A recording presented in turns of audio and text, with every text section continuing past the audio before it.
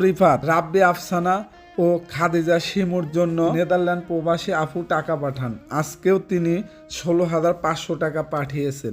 ওই 2,000 টাকা হলো মাসিক খরচ, হলো ঈদের বাজার করবে। এই 1,000 টাকা হলো তুমি আর তোমার দাদির লেখান কাপড়, তোমার একটা কাপড় কিনবে 500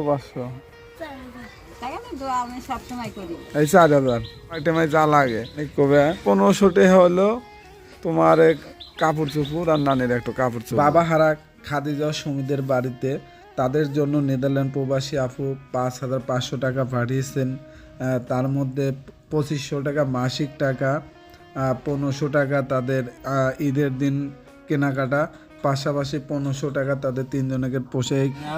5,200 টাকা আছে ওই আমেরিকা প্রবাসী শিল্পা খুঁজে প্রতি মাসে টাকা পাঠায়। আর এই মাসের টাকা 3,000 টাকার বাজার করবি না, গত মাসের টাকা তো মেলা পাইছে। 1,500 টাকা আছে বুঝছো, এই 1,500 টাকা ওই ম্যাডাম দেয়, তোমার এক আন্টি দেয়। আর ওই যে মাসুদুর ভাই তামিম তাহিদের মায়ের ব্যাংক অ্যাকাউন্টে 3,000 করে টাকা পাঠায়।